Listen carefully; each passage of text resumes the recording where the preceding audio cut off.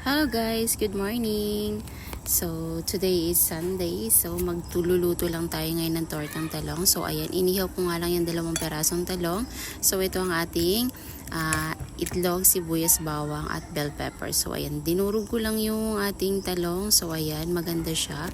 So, inilagay ko na nga itong ating itlog dito sa ating talong. So, ayan. So, piprituhin ko na siya para pang-ulam natin mamaya. So, ang mga bata naglalaro lang. So, ipapakita ko guys ang aming paligid dito. So, ito ang aking small garden kung saan. So, ito ang ating paligid. So, madami akong talim na papaya dito. So, ito rin ating sili. May ilang puno ako ng sili dito. Kung napapansin niyo, madami ng bunga yan guys. So, mapapakinabangan natin. So, ito ang ating kalabasa. So, balik naman tayo dito sa aking niluluto kasi malilimutan ko na to. So, ayan. Nilagay ko na ang ating lulutuing torta. So, ayan. 2 piraso lang yan guys. Pero okay lang naman yan. Madami na rin yan guys. Yung 2 piraso. So, habang nagluluto lang ako dito guys, nagluluto na rin ako ng kanin para mamaya. So, ito na ang ating hain. Meron pala ako dito torta, tsaka may gulay din sabaw. So, itatry ko nga itong nating nilutong torta. Kung anong lasa. So, may toyo ako dyan sinawsaw yan.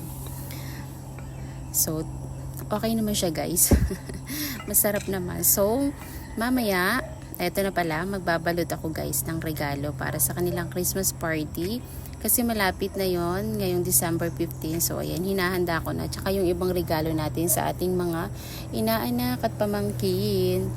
So, ayan, may order pala ako dyan guys, 2 bag para sa exchange gift ng aking 2 dalaga. So, ang kanila ay para sa babae. So, ang boys is para sa lalaki. So, ayan, binabalot ko na habang ang mga bata ay tulog na. Mas magandang magbalot sa gabi kasi wala masyadong istorbo. Kaya nakakapagbalot tayo dyan. So, may napansin ako isang bata nga dun sa gilid ay gising pa pala. So, naglalaro pa siya guys. Naglalaro pa siya ng cellphone.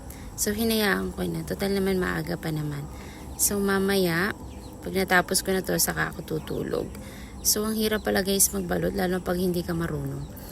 So, ang iba dito, hindi ko muna binalot kasi birthday to Christmas. 2.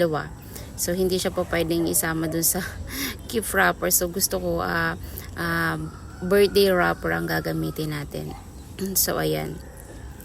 Ito nga palang bag na to, nabili ko lang to sa halagang 89 pesos sa ating Shopee. So, nilagyan ko din siya ng keychain para naman gumanda yung bag.